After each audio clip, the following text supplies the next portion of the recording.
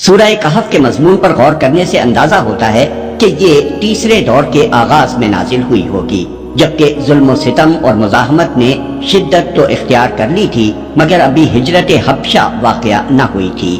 اس وقت جو مسلمان ستائے جا رہے تھے ان کو اصحاب کہف کا قصہ سنایا گیا تاکہ ان کی ہمت بندھے اور انہیں معلوم ہو کہ اہل ایمان اپنا ایمان بچانے کے لیے اس سے پہلے کیا کچھ کر چکے ہیں۔ یہ سورہ مشرکین مکہ کے 3 سوالات کے جواب میں نازل ہوئی ہے جو انہوں نے نبی صلی اللہ علیہ وسلم کا امتحان لینے کے لیے اہل کتاب کے مشورے سے آپ کے سامنے پیش کیے تھے۔ اصحاب کہف کون تھے؟ قصہ خضر کی حقیقت کیا ہے؟ روایات میں آتا ہے کہ دوسرا سوال روح کے متعلق تھا جس کا جواب سورہ بنی اسرائیل کے رکوع 10 میں دیا گیا ہے، مگر سورہ کہف اور بنی اسرائیل کے زمانہ نزول میں کئی سال کا فرق ہے اور سورہ کہف میں 2 کے بجائے 3 قصے بیان کیے گئے ہیں۔ اس لیے ہم سمجھتے ہیں کہ دوسرا سوال دراصل قصہ خضر سے متعلق تھا نہ کہ روح سے متعلق۔ خود قرآن میں بھی ایک اشارہ ایسا موجود ہے جس سے ہمارے اس خیال کی تائید ہوتی ہے۔ اصحاب کہف کون تھے، قصہ خضر کی حقیقت کیا ہے اور ذوالقرنین کا قصہ کیا ہے؟ یہ تینوں قصے عیسائیوں اور یہودیوں کی تاریخ سے متعلق تھے۔ حجاز میں ان کا کوئی چرچا نہ تھا، اسی لیے اہل کتاب نے امتحان کی غرض سے ان کا انتخاب کیا تھا تاکہ یہ بات کھل جائے کہ واقعی محمد صلی اللہ علیہ وسلم کے پاس کوئی غیبی ذریعہ علم ہے یا نہیں۔ مگر اللہ تعالیٰ نے صرف یہی نہیں کہ اپنے نبی کی زبان سے ان کے سوالات کا پورا جواب دیا بلکہ ان کے اپنے پوچھے ہوئے تینوں قصوں کو پوری طرح اس صورتحال پر بھی چسپاں کر دیا جو اس وقت مکہ میں کفر و اسلام کے درمیان درپیش تھی۔ 1. اصحاب کہف کے متعلق بتایا کہ وہ اسی توحید کے قائل تھے جس کی دعوت یہ قرآن پیش کر رہا ہے، اور ان کا حال مکے کے مٹھی بھر مظلوم مسلمانوں کے حال سے اور ان کی قوم کا رویہ کفار قریش کے رویے سے کچھ مختلف نہ تھا۔ پھر اسی قصے سے اہل ایمان کو یہ سبق دیا گیا کہ اگر کفار کا غلبہ بے پناہ ہو اور ایک مومن کو ظالم معاشرے میں سانس لینے تک کی مہلت نہ دی جا رہی ہو تب بھی اس کو باطل کے آگے سر نہ جھکانا چاہیے بلکہ اللہ کے بھروسے پر تن بتقدیر نکل جانا چاہیے۔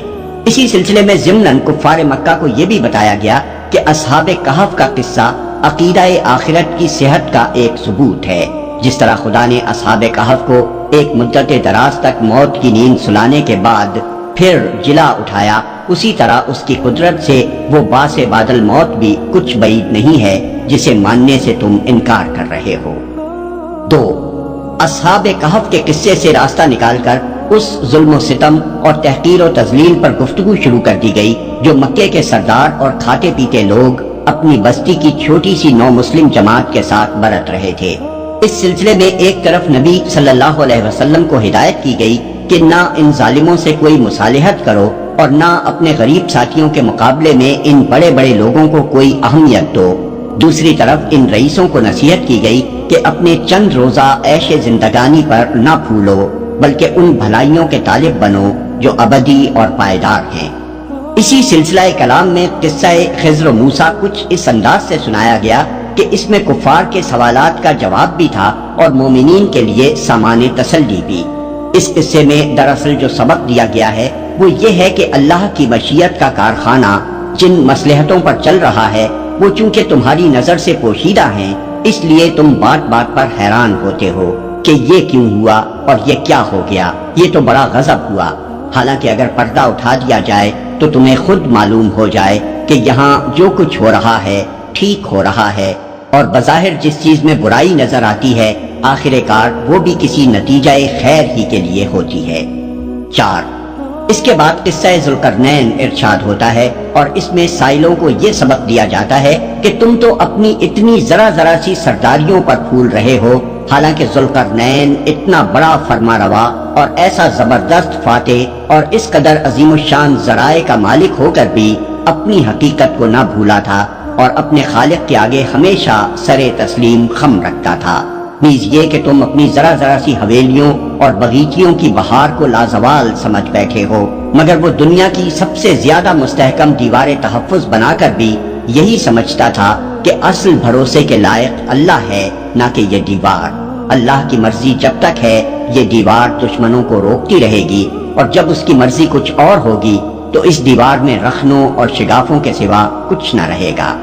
اس طرح کفار کے امتحانی سوالات کو انہی پر پوری طرح الٹ دینے کے بعد خاتمہ کلام میں پھر انہی باتوں کو دہرا دیا گیا ہے جو آغاز کلام میں ارشاد ہوئی ہیں، یعنی یہ کہ توحید اور آخرت سراسر حق ہیں، اور تمہاری اپنی بھلائی اسی میں ہے کہ انہیں مانو، ان کے مطابق اپنی اصلاح کرو، اور خدا کے حضور اپنے آپ کو جواب دہ سمجھتے ہوئے دنیا میں زندگی بسر کرو۔